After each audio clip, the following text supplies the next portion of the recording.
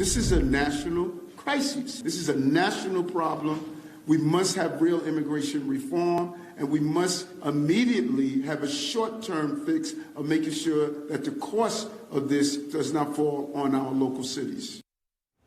That's Democratic New York City Mayor Eric Adams. After he got a firsthand look at the border in El Paso, Texas this past weekend, he called it a national crisis. Adams is calling on the federal government to work together and find real solutions for immigration reform.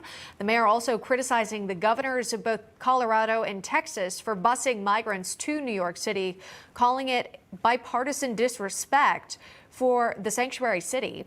Irene Almendarez-Jackson is an El Paso resident and the wife of a Border Patrol agent with us now. Irene, welcome back to National Report. What did you think about when Eric Adams showed up in your own neighborhood? Well, you know, it's about time that they come and look for themselves what they have been supporting.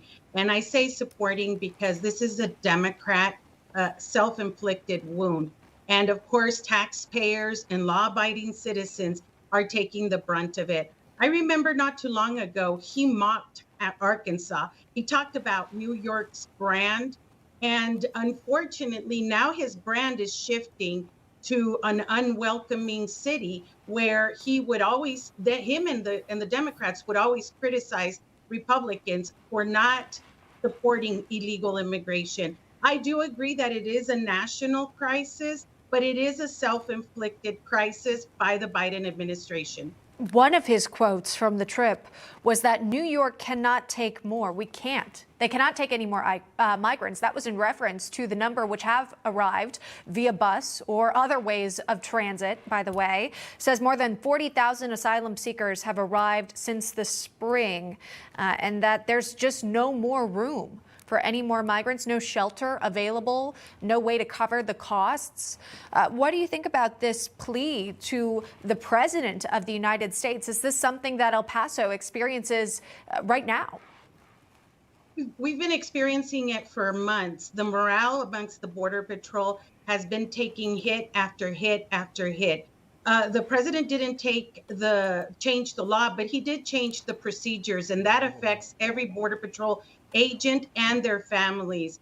We do have, again, the national crisis, but again, it's self-inflicted. And when he called on more funding, let's not forget, America, that the funding comes from us. Whether it's a local, state, or national issue, any money comes directly from us. And this administration has proven that they don't care about the American citizen. They don't care about the repercussions about sending billions here and billions there. And we have a very simple solution, and that's to enforce the law. We demand that this administration allows Border Patrol to function the way they were intended to function. And no money should be given to illegals, not one more dollar. Part of the job, of course, enforcing the law, securing the border. Irene, I just wanted to ask, because, of course, you're a wife of a Border Patrol agent. You come in constant communication with those who see the crisis firsthand. Talk to me about, the daily morale, the day-to-day. How are people doing when they're tasked to do a job that almost seems impossible with the sheer number of migrants trying to make their way across? Well, they're not migrants. They're illegal aliens per immigration law. And I beat this little drum over and over.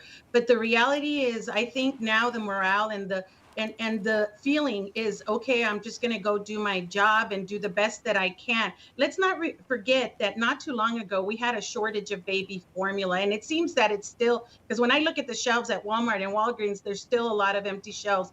And now these Border Patrol agents go to do their job. And there's packages and packages and packages of baby formula. How many of these Border Patrol agents are parents of babies who are struggling to find that baby formula? Again, it goes back to this administration. He has destroyed the morale, not only of Border Patrol, but law enforcement across the country. And we need to remember that their position, their job, is to protect Americans first. But again, the Biden administration doesn't care about Americans. They are anti-American, anti-legal immigration, and anti-law and order. Well, we'll wait and see if the mayor's trip would have garnered some attention, some reaction from this White House.